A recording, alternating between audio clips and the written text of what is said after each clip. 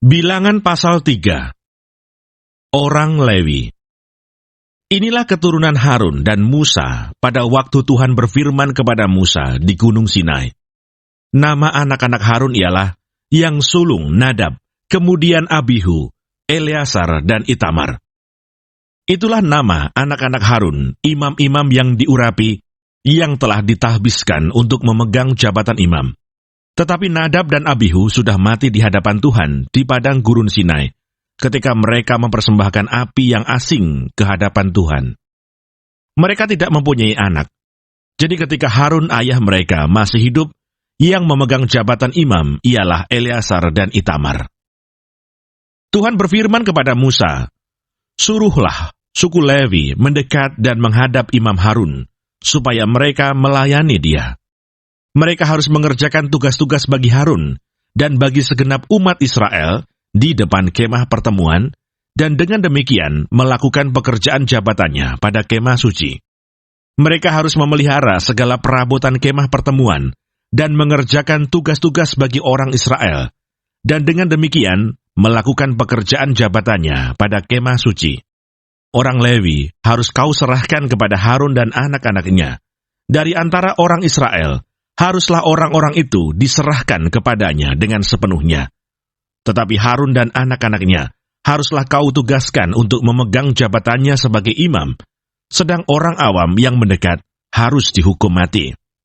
Tuhan berfirman kepada Musa, "Sesungguhnya aku mengambil orang Lewi dari antara orang Israel, ganti semua anak sulung mereka, yang terdahulu lahir dari kandungan, supaya orang Lewi menjadi kepunyaanku. Sebab akulah yang punya semua anak sulung. Pada waktu aku membunuh semua anak sulung di tanah Mesir, maka aku menguduskan bagiku semua anak sulung yang ada pada orang Israel, baik dari manusia maupun dari hewan. Semuanya itu kepunyaanku. Akulah Tuhan." Tuhan berfirman kepada Musa di padang gurun Sinai, "Catatlah Bani Lewi menurut puak-puak dan kaum-kaum mereka. Semua laki-laki yang berumur 1 bulan ke atas harus kau catat." Lalu Musa mencatat mereka sesuai dengan titah Tuhan, seperti yang diperintahkan kepadanya. Inilah anak-anak Lewi dengan nama mereka, Gerson, Kehat, dan Merari.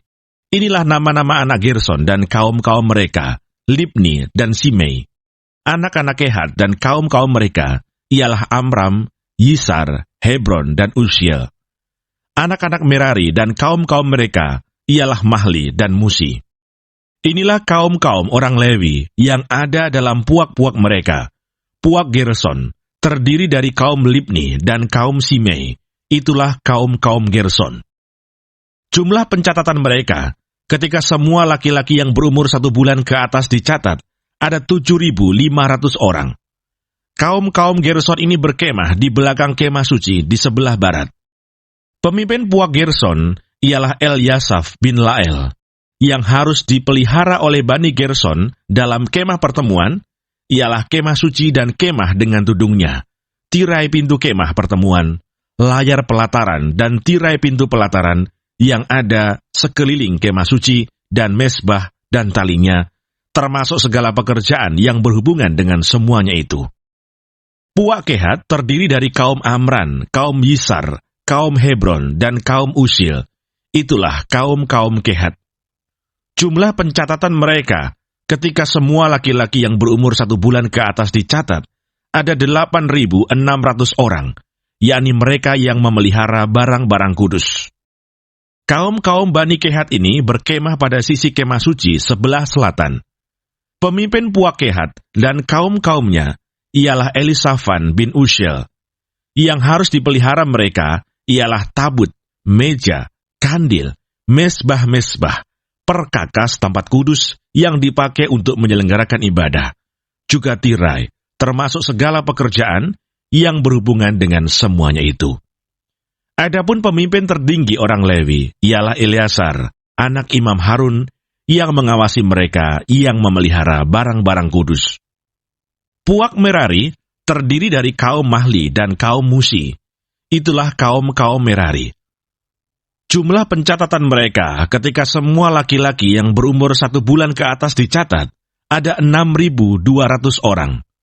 Pemimpin puak Merari dan kaum-kaumnya ialah Zuril bin Abihail.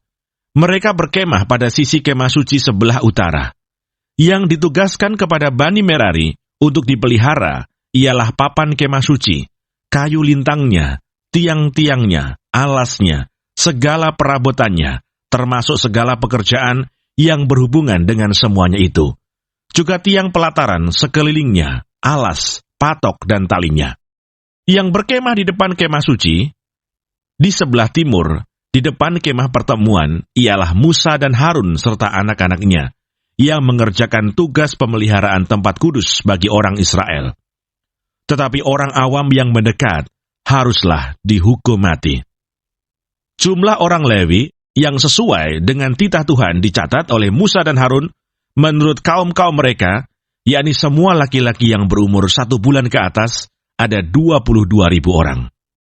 Lalu berfirmanlah Tuhan kepada Musa, catatlah semua anak sulung laki-laki Israel yang berumur 1 bulan ke atas, lalu hitunglah jumlah mereka, dan ambillah orang-orang Lewi bagiku, akulah Tuhan, sebagai ganti semua anak sulung yang ada pada orang Israel. Juga hewan orang Lewi, ganti semua anak sulung di antara hewan orang Israel. Maka Musa mencatat semua anak sulung yang ada pada orang Israel, seperti yang diperintahkan Tuhan kepadanya. Semua anak sulung laki-laki yang dicatat namanya dalam pencatatan itu, yakni yang berumur 1 bulan ke atas, ada 22.273 orang. Lalu berfirmanlah Tuhan kepada Musa, ambillah orang Lewi, ganti semua anak sulung yang ada pada orang Israel. Juga hewan orang Lewi, ganti hewan mereka, supaya orang Lewi itu menjadi kepunyaanku. Akulah Tuhan. Sebagai uang tebusan untuk ke-273 anak sulung Israel yang melebihi jumlah orang Lewi itu, haruslah engkau mengambil 5 shikal seorang. Engkau harus mengambilnya menurut shikal kudus. Shikal ini 20 gera beratnya. Berikanlah perak itu kepada Harun dan anak-anaknya sebagai uang tebusan untuk orang-orang yang kelebihan itu.